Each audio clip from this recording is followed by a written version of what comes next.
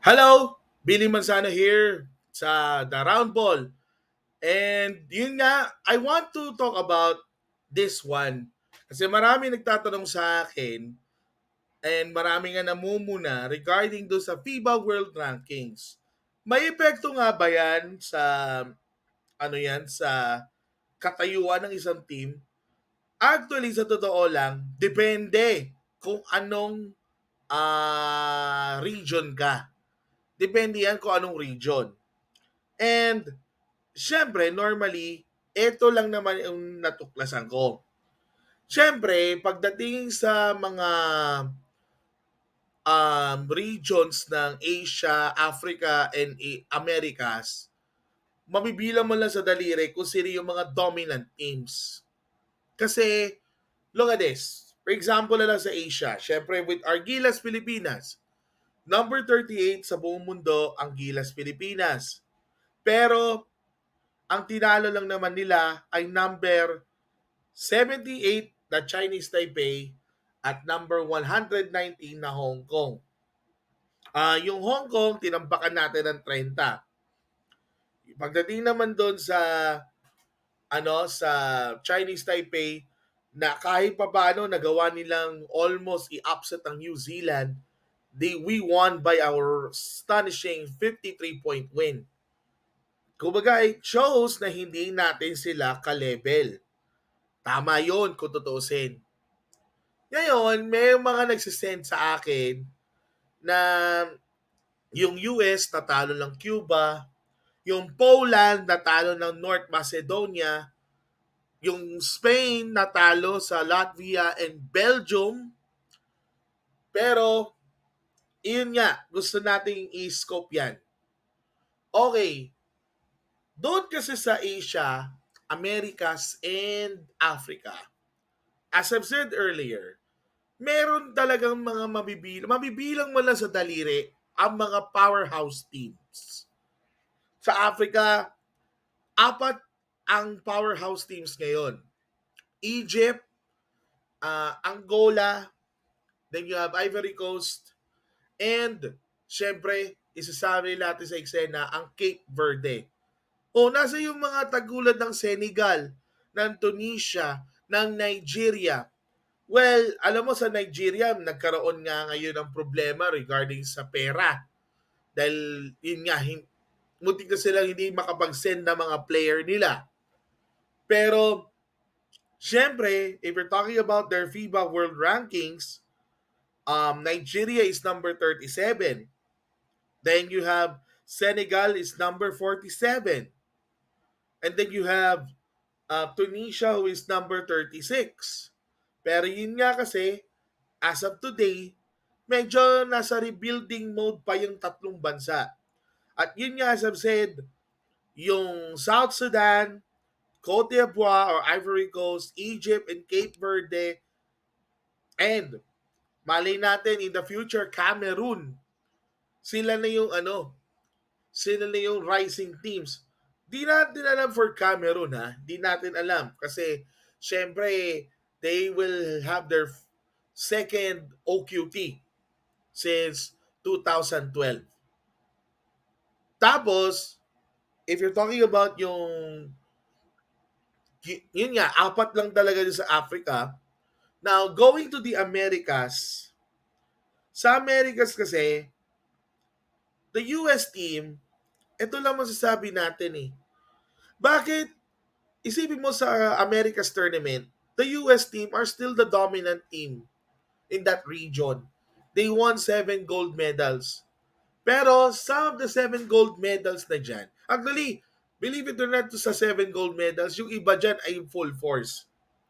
Nangyari yan 1992, nangyari yan 1997, I think. Ay, hindi, 1995 actually. Di wala sila sumali nun. 1993, yon. And then you have 2003 and 2007. That is the last time na seryoso ang US team sa pagpapadala ng player nila para lang mag-qualify sa Olympics or World Cup. Kasi noong 2007, niya yung batch ni na Kobe, ni LeBron James, and they actually dominated it in Las Vegas. Pero after that, hindi na nagpapadala ng US team ng sobrang lakas na teams sa mga Continental Championship. Lalo na ngayon na ang premyo na lang ay bragging rights lang. Kumbaga yung championship plus bragging rights. Wala nang iba. Ngayon, tinalo ng number 70 na Cuba ang number 1 USA nung Tuesday nung Monday in Havana, Cuba with a final score of 81-67. Is it an upset win? Yes, it is an upset win, but not likely because hindi naman NBA teams ang pinadala ng US team. Mga patapon na US players yan. Walang ano yan, walang bearing yan for the US team. Remember, kahit nga sa FIBA World Cup, na iniba nila yung rules kung dati, pag naging champion ka sa FIBA World Cup, abante ka na sa Olympics. Ngayon, hindi na. Um, 7 slots na ang inahabol mo na dito. Wala na yung championship sa mga continental para umabante sa world sa Olympics. Wala na mga continental. Ang ibabase na lang dito ay yung kung saan yung region mo at ulang slot. For the Americas, dalawa. For the Europeans, dalawa. Isa sa Asia, isa sa Oceania, at isa sa Africa. And Japan got the slot for the best Asian team. Na sinayang natin talaga. Sinayang mo, Chot Reyes. Ngayon, syempre, ano gusto natin palabasin? Dahil ang FIBA World Cup ngayon, since 2019, ay bragging rights na lang yan. Once na nakuha mo yung isa o dalawang slot, depende sa region mo, na requirement na pasok sa Olympics, pasok ka na. Wala ka nang iintindihin. Bonus na lang ang mag-champion ka. Kumbaga for Germany, they got the Olympic slot and they are world champions. Congrats to them. So yun nga, for the US team, they don't need to become serious for it. Yes, it may be na nakakahiya, but it is not the full force US team that we wanted to see. Because ang pinaka-sineseryoso ng United States ay Olympics. Na kung saan yun na, full force na. Nandun si Lebron, Jason Tatum, Kevin Durant, Curry, and then you have Joel Embiid, and then you have Drew Holiday. Ang hinahanap na lang ay 6 more para na mag-practice nila under head coach Steve Kerr. So, sa Olympics lang na lang sila magbabasikat. Pagdating sa World Cup, puro mga rookies and sophomores na NBA players ang kadalasan pinabadala or mga sabi na natin up and coming NBA superstars. Yun lang. Now, how about sa Europe?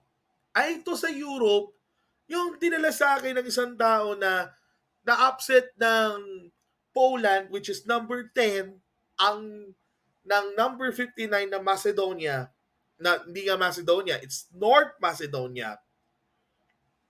Actually, Poland is number 15, correction. North Macedonia is number 59 na upset nila. For me, yes, it is an upset. Pero sa Europe, hindi nila kinukonsidera yung FIBA World Rankings na yan. Bakit? Kasi, this FIBA World Rankings for the European teams, wala yan. Kasi anyone can beat anyone. Yun yung maganda sa kanila eh. Anyone can beat anyone. Kahit yung mga low tier na teams. Remember, kahit yung mga Ireland, yung mga Norway, yung mga Iceland, malay natin, pwede pa nilang talunin kung gusto nilang talunin. Diba? Pwede nilang gawin yun. Kung baga yung nangyari sa Spain, it is a great upset by Belgium and Latvia. Pero para sa akin, wala lang yun eh. Kasi kung tutuusin, Yun nga yung pinakamadugong region sa buong basketball world. Yun yung pinakamadugo. Daig pang nasa gera, daig pang World War II or World War I. Lahat sila magpapatayan para lang sa karangalan ng bansa nila. O kahit ng mga medieval times. Kasi for the European teams, patay ko patay yan. Wala akong pakialam kung anong mangyayari. We will, para katulad na lang yan. Ang mo yung yung Eurobasket, parang it reminds me of the FIFA World Cup na all teams battle it out for the world title itself. Katulad din niya sa FIBA Eurobasket na lahat sila ayaw magpatalo. Kahit there are times na tambak, hindi sila magpapatalo and they can make upsets in the future.